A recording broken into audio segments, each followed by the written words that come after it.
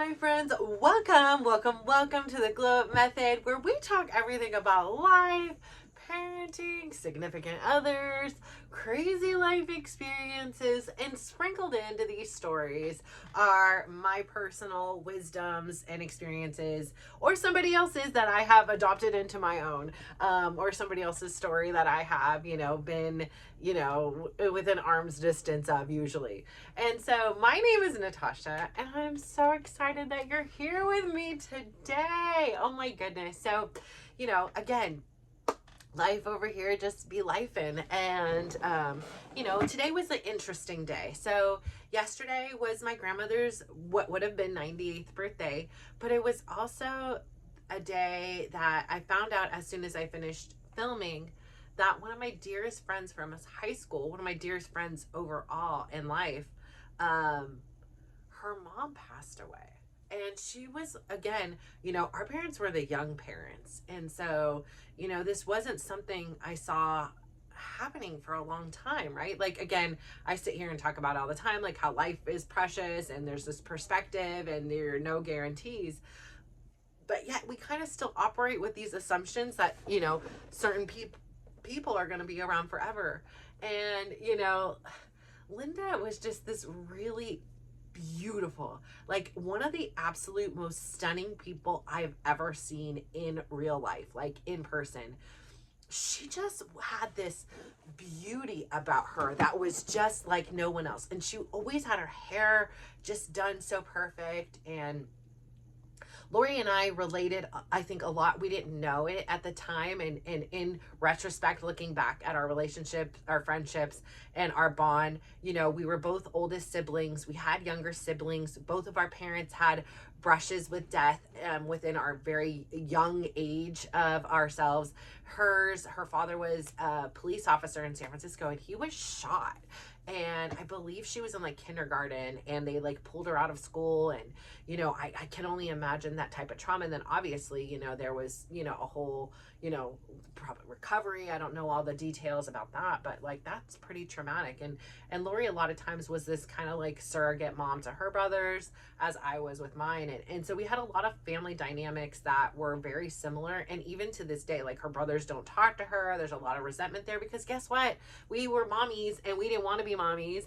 But then her and I also were like the type that, like, I think because we were so responsible and mature within our family dynamics, that we like went out in the world and we were like crazy, kind of like class clowns, big jokers, kind of took risks, but calculated risks. Like we put ourselves in some crazy situations. We were like, what are we doing? Like, and if my kids would do those things, I would be like freaking out. So I am so glad, number one, that we survived some of those crazy instances. And I'm just so glad that, again, the stars and moons aligned in where I got to meet Lori. Lori was also, from what I understand, she was the person who was really taking care of her mom, and always kind of has been. And I would say a lot of times it was as if Lori was taking care of her mom a little bit more than her mom was taking her. That was my perspective, my viewpoint over here. I'm not in their family dynamic every day, but Lori was a real blessing in her mom's life. And she always had the purest intentions for both of her parents. She really did and does everything to help them. And so I'm really proud of the person she is and how strong she is. She's really one of the strongest people, and yet she really does know how to also like let loose and have fun, and she really wants to unify people. She's always inviting people to do things, and she's a great mom. She's just a great human, and I really am very blessed to know her and have learned so much from her. Again, she taught me so much about having fun and just letting loose and being goofy. And she gave me this platform to like just to release a lot of the stuff that was going on in my life. And I absolutely adore her, and I'm absolutely gutted for her and this experience. Like, we're young, we're 48, like our parents should still be around for quite some time. And having to confront that right now, it's just so difficult. And so as I sit here sometimes and I say, like, you never know what somebody else is going through. Like, we may be just having a normal average day, but this may be the worst day of somebody's life, or on the contrary, it may be the best time of her life. And so before I move on from my story, I want to share one story about Linda that always stands out in my mind. So this lady was cool as hell. She had this Buick Riviera, and the car smelled like just beautiful woman. And you know, again, I came from a very male dominated house. My cars did not smell like a beautiful woman.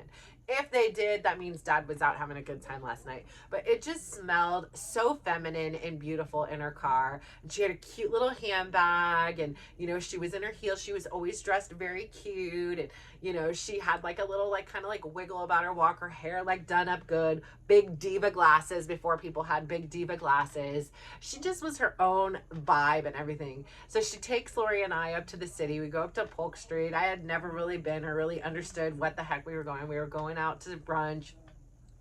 And we get there, and then she's like, oh, can I fit in this spot? And we're like, no, you can't. She's like, I'm going to make it work.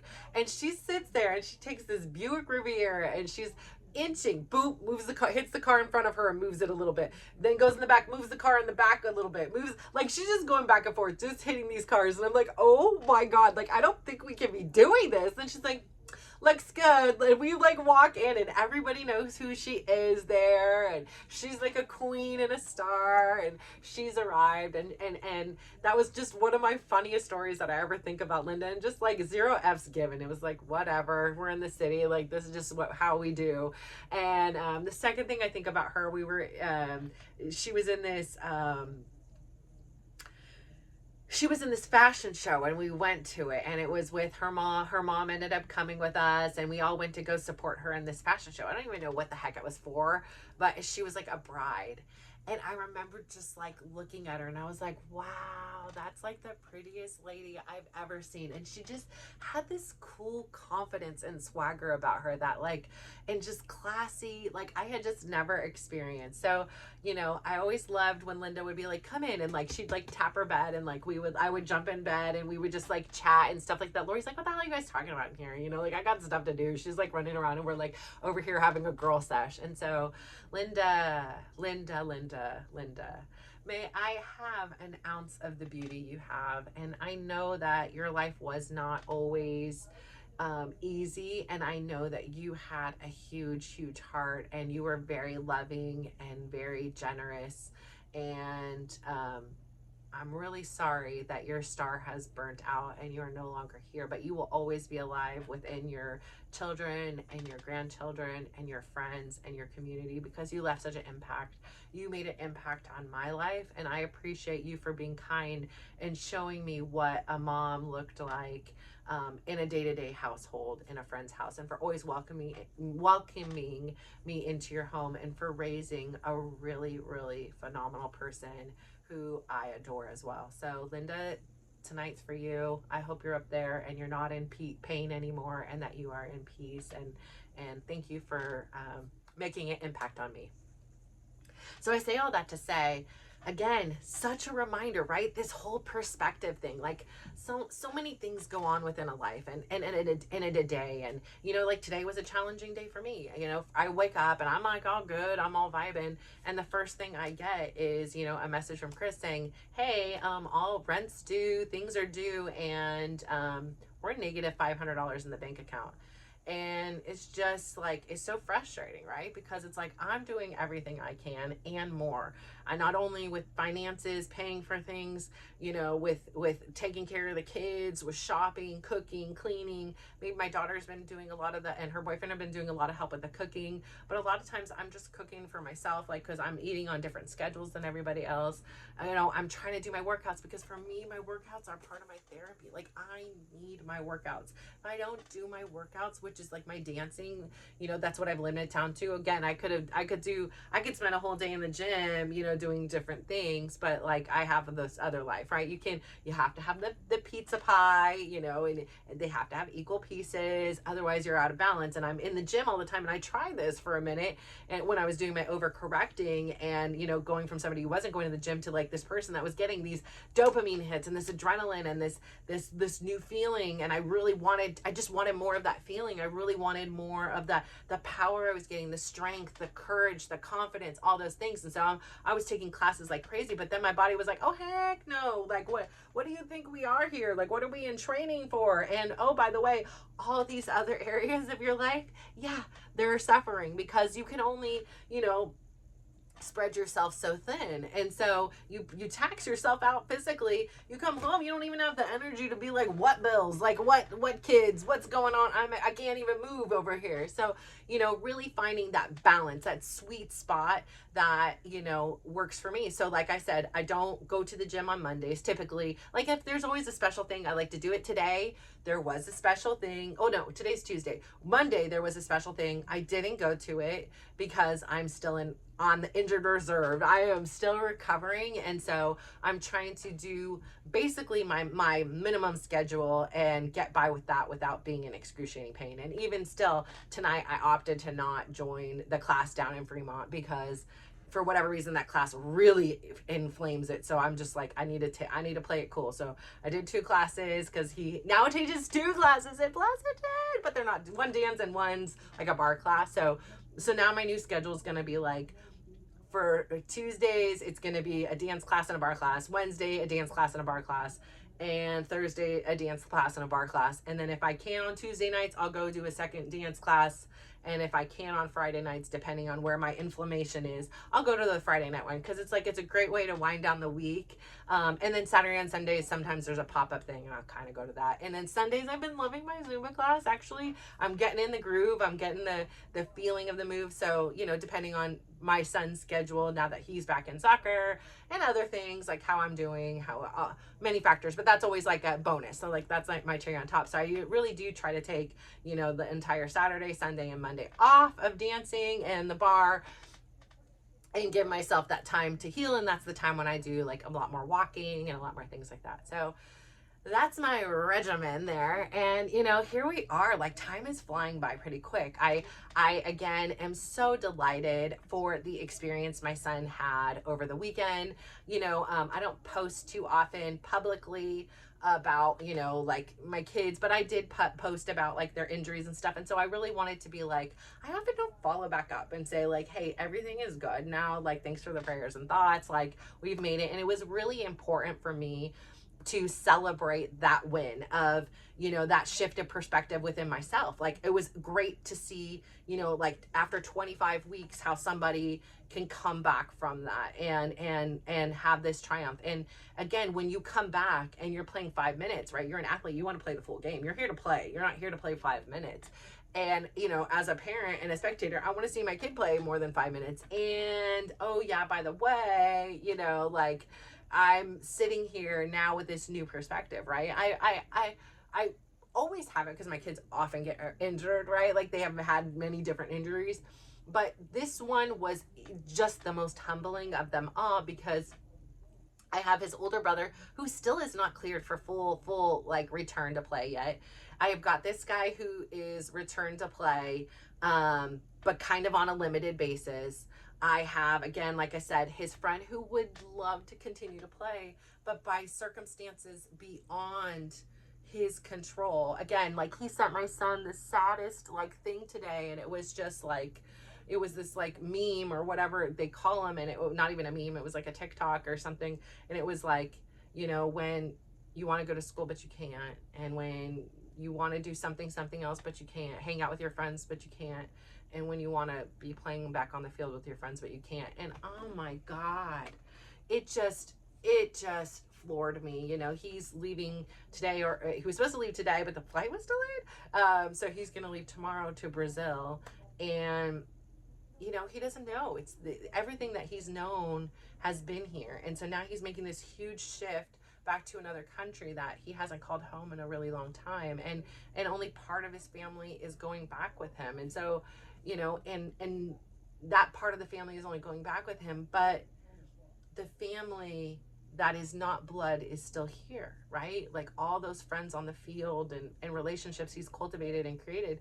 And so like I say remind my son all the time, like, don't let, we have the power of technology. It's not like we have to write a letter and send it off. Like, stay in contact. Like, stay in contact. We never know in life where those paths are going to get the opportunity to cross. And like I say, I don't see my friend Lori often, but when I do, it's like no time has passed. And it's just like there's a piece of it that's like being home. It's a piece of it that, like, there's no need for explanation. You just know. You know who I am. You love me for you've seen me at my pimpliest, worst, barfing, holding my hair back. And I've seen you at yours, and I love you still. I love you a little bit more because you somehow managed to survive that situation and still made me laugh about it. And so again, I think about that, and then, okay, yeah, that's one player, right? Like, he is physically gone, but if the circumstances were different, he could physically play. And then we have another one who physically is unable to right now, today, where we are. I'm hoping for a miracle, hoping for technological advances that really will, be a part of that recovery and that thing. But yet this kid still has such tenacity about him. He's speaking at women's ministries. I'm like, come on, buddy. Like, you're still not even back home yet, and you're over here inspiring other people with your journey. And I can imagine, that full circle moment. I mean, you're 15 years old, right? Like, this is not like the things that he's going through and experiencing, most people never experience in a lifetime. So the fact that he has got this amazing community rallying behind him, and then has the gumption within himself to go out there and inspire others, I'm just floored. So, like I say, that this weekend was really impactful for multiple reasons. It was the resilience that my own son displayed. It was the perspective of, like, yeah, before I would have complained about 5 minutes, and now I'm like, dude, you got 5 minutes? Like, that's so cool. Like, it's been 25 weeks, and I really mean that. So many things we take for granted, and we're just expecting, and we are disappointed that only got 5 minutes, instead of looking at it and, like, that's a treasure. Like, that's just such a gift that we cannot ignore. There are players injured on his sidelines. There are players injured in a hospital. There are players that, whose family were injured by somebody else's, ignorant decision that destroyed part of a family. And, I could go on and on about it. And it's just such a impactful story that is really, really getting to me and helps me realize things. So again, like I said, to go back to something that, like, honestly, the scheme of life doesn't matter. But, like, again, I get this message from Chris, and we don't have the money in the bank to pay the bills. And it's kind of like, what are you going to do? And I'm like, well, is there any other resources we have? Is there anything else? And he's like, no, but you need to get used to this, because, once I leave, there will be little, if any, money coming towards you again. And it pissed me off. Like, I was angry for a second. I'm thinking about every woman behind me, because, yeah, I come from a long generation of women who have had divorces. I mean, as far as I know, like, as back goes, there were many, many women in divorces. And there was just this common theme that when the men leave, except for with my dad, okay, so he was a little different, but, like, the responsibility is all on the women's shoulder, or all on one person. Let's take gender out of this issue, although there is a very different gender thing. Like, even within, Chris's family and everything, like, the women just do not fare well in our families. And so this is my motivation, and what's something that, like, I constantly am telling my daughter, like, an education is so imperative, because we just come from a long line of women who, at the end of their life, they have given everything to everybody else. They have sacrificed, they have worked hard, they have, not taken care of their body, they've neglected themselves, they've done all these things, and at the end of the day, these kids are great, right? They're often living their lives and doing these things, and suddenly over here, mom is like, she has nothing. Like, literally nothing. She is the freaking giving tree in that book, where she's given everything and there's nothing left to give, but yet she's still finding something to give. And so, I've watched my mom struggle, my grandma, my aunties, both my aunties. I've watched Chris's mom. Like, all the women tend to fare unwell in a divorce situation, and for some reason the guys get off scot-free and are totally fine. And not only that, it's like, it's clear that he's he's made the choice that he does not want to help with the other kids, and especially the adult kids. And they're welcome to live with him where he lives, but other than that there will be no financial assistance. And like, it just makes me mad on one aspect, but on another aspect I'm like, I just am so glad to know that this is the truth, and to know that I can believe in myself and know that I don't know how it's going to work out. I don't. And that's how it is for a lot of women out there. It's hard to be a single mom. And now I do have the blessing that I only have one minor child, but that doesn't mean that, like, because their dad and I cannot make it work, that I'm going to abandon my other kids and or be parent differently because of that. I'm doing my best, and I'm hoping that I do my best, but yet I don't put myself into such a deficit I can't bury myself out of it on a financial thing. But on the same turn, like, finances just don't mean to me what they used to. Like, it just doesn't. I used to think that, like, money would be the savior. I used to think that, like, my relationship, like, this is before I had kids, before I had, like, that there was going to be this knight in shining armor, and he was going to save me. And then money, if that didn't work, money would save me. And it was the solution to all the problems.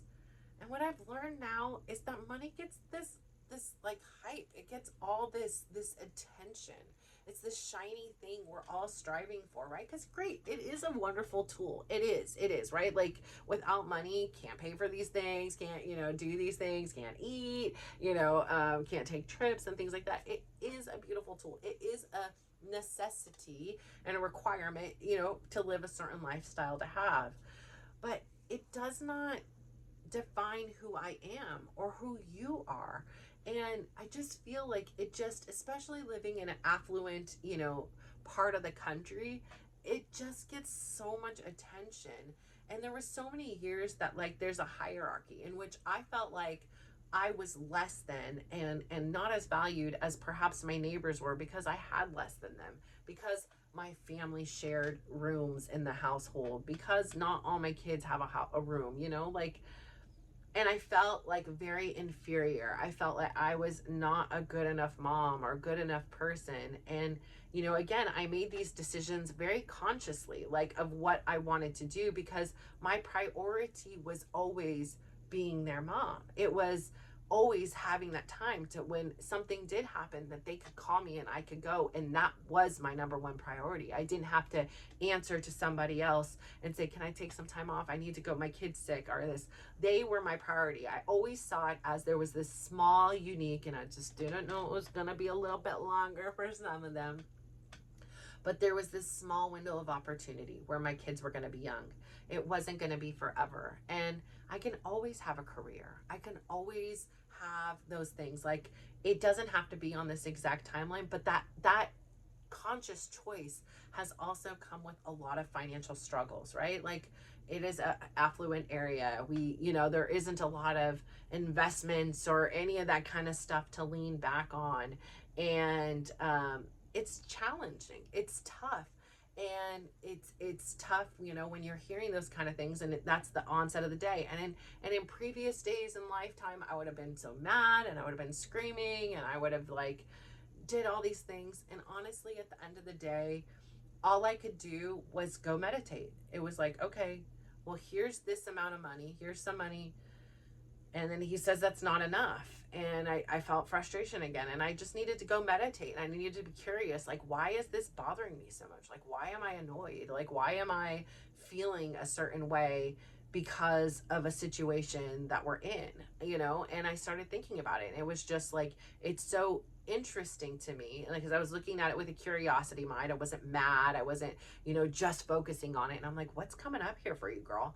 And it was like, again, it was taking me back to those, and it's totally unrelated, but it took me back to when I was being molested. It took me back to when I was sexually assaulted, that it was like, I felt taken advantage of. I felt like I can't do this. I don't want to be doing this. I don't want to be the only provider for my kids for everything. I don't want to be the only one making the decision, yet you can leave and take care of you. Your needs are met. You can do whatever you want to me. It doesn't matter. and I am left holding the bag of, for me, after the repercussions of being molested, the repercussions of being sexually assaulted, like those, I'm left with the burdens of everything. And so even though they're very different things, for me, they felt very same and very similar. And so here was this breakthrough moment that I wasn't expecting when I woke up this morning on October the 1st, 2024, right? I was just expecting to go about my day. And yet I had this opportunity to understand myself. Did that mean it went away? Not necessarily, but not like it didn't. It was like, okay, I see you now. Like I understand, and here's what I can do, and here's what I'm willing to do. And we're gonna just have to see what happens from there on out. I don't know what's gonna happen. And again, he is going to be him, and he's going to do his things. And as he said in there, it's like, you don't want to live with me, and remember, you don't want to live with me, and I'm your ex-husband. So I have to think to myself, again, this is like crossing a bridge, and I get scared on bridges I haven't crossed. If I've crossed a bridge enough, I'm okay. If I've crossed a bridge enough, but I still don't like that kind of bridge, I'm not okay. And now I just simply avoid going on those bridges. There's one, and it's called San Rafael Bridge. Don't do it anymore. I mean, I would if I had to, because I would, but I really prefer not. And so I just choose not to. And so now I'm crossing this bridge right now, and I don't know what's on the other side. I don't know how long this bridge is. I don't know if there's anything that's high that's going to make me really stress out and sweat. Like, I don't know if it's a double-decker one. I don't know if I'm close to the edge, and I just don't know. There's a lot of uncertainty. But I do know this. I know I'm heading in the right direction. I'm not coming toward oncoming traffic, but I'm going in the right direction. And it's scary, and it's uncertain, and there's a lot of responsibility. I've got my babies in the car with me, it feels like. And I'm doing my best. And I believe that everything is lining up for exactly the way it needs to be. It really got me kicking in the butt. And I was like, well, if he's referring to the ex-husband, like, we just need to get the paperwork done. Like, I know that that's just a logistical part of it. Like, we have mentally and emotionally separated, but we need to get the paperwork done, and we need to move on, and I need to be in peace. If you're not going to be here and helping paying the bills, I'm not going to be here in no peace paying for all the bills and then getting crap on all the time. Like, what am I doing here? There comes a point where, again, I'm the one, who is blurring the boundaries because I'm trying to keep everybody as safe and happy as possible. And so I'm really blessed and lucky that I have the perspective I have today, that I have the tools, like my meditation, to be like, what is going on? I feel a frustration. And yeah, of course it's valid. There's no freaking money in the bank to pay bills that are coming in. But I can just breathe through it. I can get through it, and I can now understand why this is such a triggering event for me. And it makes sense. Like, it doesn't excuse it, but it does explain what my experience is, which kind of makes it go a little bit away. So I went into my dance class this morning, and it was still on my mind for like when I got into the gym. But as soon as I started dancing, I wasn't thinking about it anymore. And there was one song I did start to think about it and totally messed it up. And then I messed up my instructor, because I was on it. Like, I know this dance move. And I think because I messed up, it made him mess up. And then I was gone for like the next like half a minute, that I'm like, oh my God, I don't know where I went, but it wasn't here in this class. I went back to the problems of my in real life reality. And I tend not to do that. So I say all that to say, hey, you know what? We're all going through things. But here's the beautiful thing about it. We get the choice on how we respond. Like, I totally would have been justified to just lay in bed and be pissed off and be upset and start screaming and doing all these things, taking cash advances. Like, all of those things would have been okay. But would it have accomplished anything? For me, the fact that I can now grow, and that I can go into a gym, that I can still smile despite all the drama and the things that are going on in life, and be grateful for the moments, I think that's personal growth. I think that I love the way I feel, and nothing I'm going to worry about, nothing I'm going to stress about, nothing, any of those things I'm going to do is going to change the situation beyond action, beyond doing something. So I know that everything is going to be okay. I know I'm on my path. I know when I sit in this chair, I'm exactly where I'm supposed to be. I know that talking with you, fills me with a joy that only like dancing, family, you know, certain other things do. And so I know that everything is going to work out. And I hope actually by the time we're playing this, like it's all worked out already. So I'm like in the future talking to you here. But I'm really grateful just for this opportunity to learn and grow, that I have my wits about me, that you know, I'm open-minded and open-hearted to see life in a different way, because it has changed everything. And I feel like it's just so evident, like from the inside out, and I'm so grateful for that. So if you could just do me one huge favor today, please go out there, give somebody a big smile, give them a compliment, and honestly just sit back and watch them glow up. It really is such a gift for them, and it is a gift for you just to see how deprived some people are of anything good and kind. And maybe, you know, they don't immediately respond or anything like that, but 9 out of 10 times they are like a freaking Christmas tree lit up, let me tell you. So thank you so much. Have a wonderful day. Bye.